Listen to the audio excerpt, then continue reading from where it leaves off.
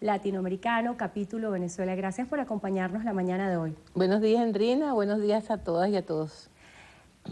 He estado haciendo un seguimiento de las declaraciones que usted ha ofrecido en los últimos días y resalta como leitmotiv la postura autocrítica que usted ha manifestado. Y para algunos, las militancias políticas y las lealtades políticas pareciera que van separadas de esa visión de la autocrítica, porque generalmente suelen asociarse con ser quinta columna de las organizaciones.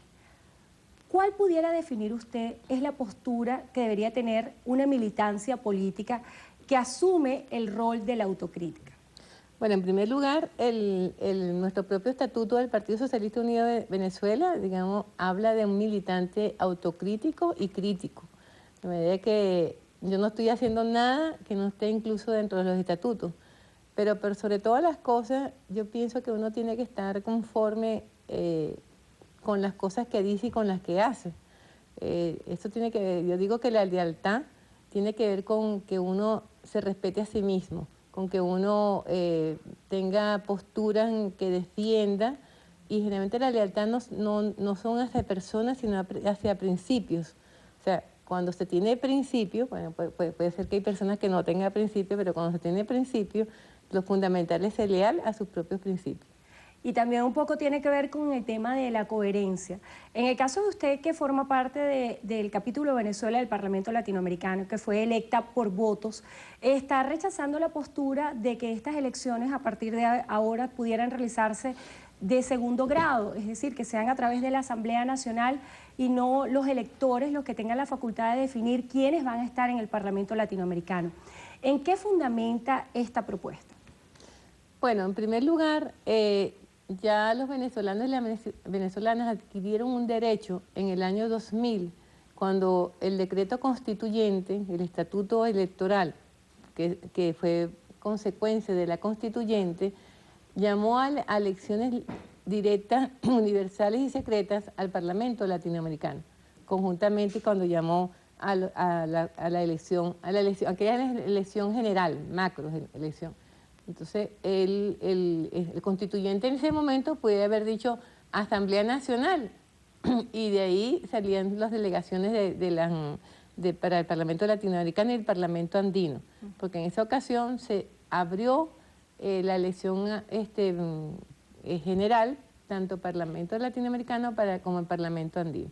Anteriormente se hacía por delegaciones, o sea que esto no es un tema meramente legal, porque efectivamente el Tratado de Institucionalización del Parlatino habla de que hasta tanto no se hagan elecciones generales, secretas y universales, serán delegaciones de la Asamblea. Pero se dice hasta tanto. Uno pudiera pensar que si ya se da el proceso, no vas a retroceder. Entonces, los derechos son progresivos y no regresivos. Entonces, yo no estoy peleando por un cargo para mí. Yo estoy defendiendo el derecho que los venezolanos y las venezolanas adquirieron en el año 2000 y fue ratificado en el 2009 con la Ley de Procesos Electorales, donde también se habla de la elección secreta, directa y directa de los parlamentarios latinoamericanos, es decir, los parlamentarios con competencia internacional. Hasta ahora me llama la atención que efectivamente la Asamblea toma una decisión, pero me llama la atención que no se deroga ninguna ley, o ningún artículo de ninguna ley, porque se tendría que derogar el estatuto del año 2000, pero también el artículo que se refiere al artículo 191 en la Ley de Procesos Electorales. Pero en todo caso, para mí es un asunto más de principio, pues.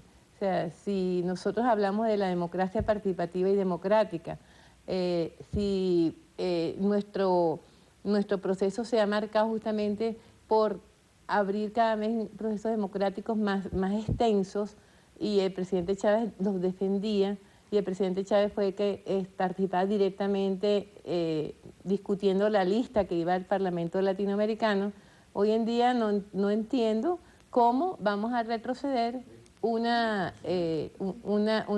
derecho que fue obtenido en la Quinta República. Ese es un avance de la Revolución Bolivariana, no de la Cuarta, sino de la Quinta República. Diputado, usted hace referencia a fundamentos que emanan del presidente Chávez. Él hablaba de algo que se denominó las 3R, revisión, rectificación y reimpulso.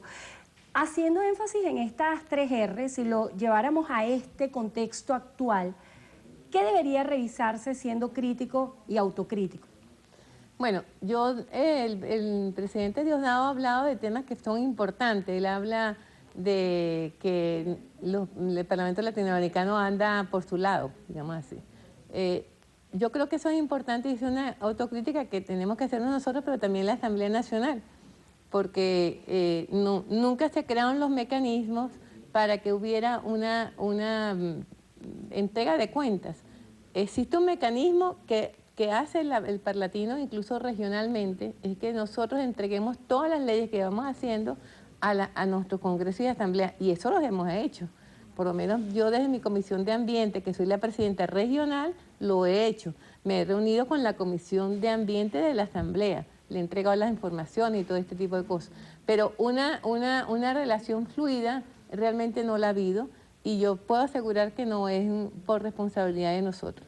Diputada, hay otros temas de carácter nacional y tiene que ver también con su organización política, y es la inscripción de 1.152 candidatos para las primarias, que sale hoy en un titular de un periódico que 6.786 postulados quedaron por fuera.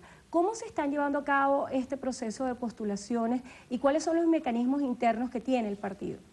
Fíjate, lamentablemente no tengo muchos elementos para responder esa pregunta, porque tengo la información también de prensa, ¿no? No queda muy claro cómo se salen, de un plumazo desaparecen 6.000 candidatos, y ojalá que se hiciera la explicación, porque en este tipo de cosas hay que ser muy transparente. Seguramente que hay motivos y hay razones, a lo mejor hubo más postulados de los que se podían hacer, pero en todo caso era muy importante que desde un principio dijeran, desde la OVC van a haber tantos postulados, y allá no haya la sorpresa que se hayan postulado más de 6.000 y hayan entrado solamente 1.600, algo así, ¿no? Entonces, este tipo de cosas, esta transparencia es importante, y como también es importante que la militancia conozca quiénes fueron los postulados que realmente fueron inscritos en el CNE. El día de ayer surgió una noticia que hacía referencia a una situación de 2 policías nacionales que fueron rehenes por parte de unos reclusos en Catia. Había declaraciones hoy del defensor público que hacía como una alerta acerca de la situación carcelaria en Venezuela. ¿Cuál es su postura en este sentido? Yo diría que de preocupación. Yo he visto los esfuerzos que ha hecho la ministra.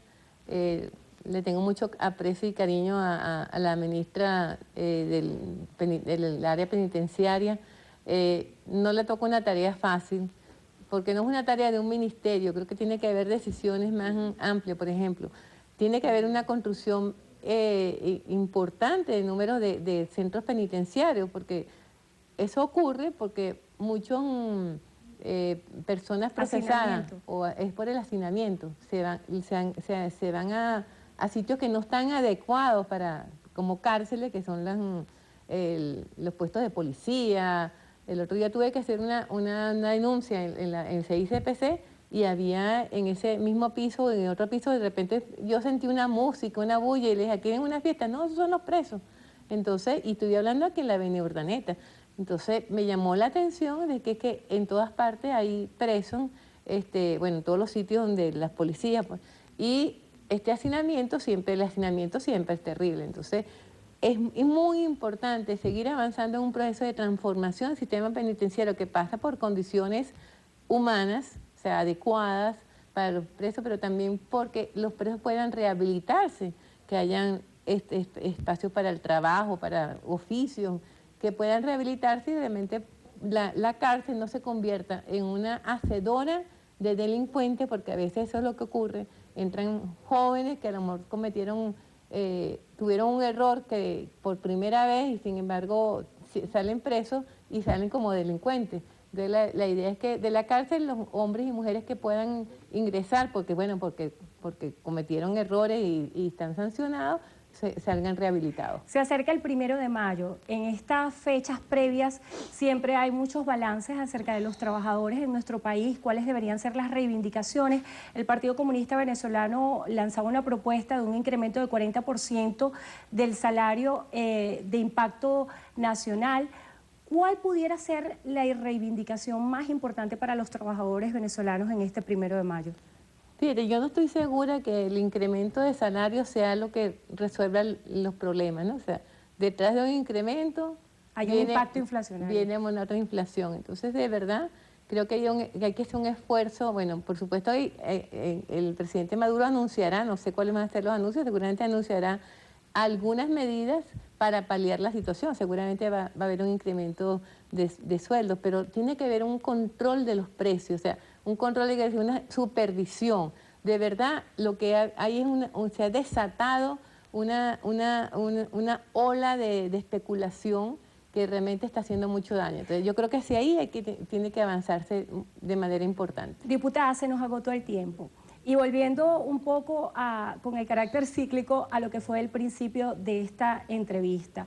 Muchos la han señalado por esta postura crítica que ha mantenido en los últimos días como una quinta columna. ¿Usted se considera que de alguna forma ha dado un viro en el timón acerca de sus ideologías políticas y su afinidad con el Partido Socialista Unido de Venezuela? No, de ninguna manera. Yo te agradezco la pregunta porque es importante aclarar que yo soy una mujer que desde hace 40 años soy socialista, pero de verdad, o sea, creo en eso, creo en la transformación de la patria, soy leal al presidente Maduro, le he sido leal al presidente Chávez, al pensamiento del presidente Chávez, y creo que si hay desviaciones, entonces yo creo que es importante que hayan voces, no es una sola voz, sino que haya voces que puedan decir las dificultades o las desviaciones para que justamente haya rectificaciones. O sea, un militante que se queda callado y dice amén a todo, no le hace bien a ninguna revolución.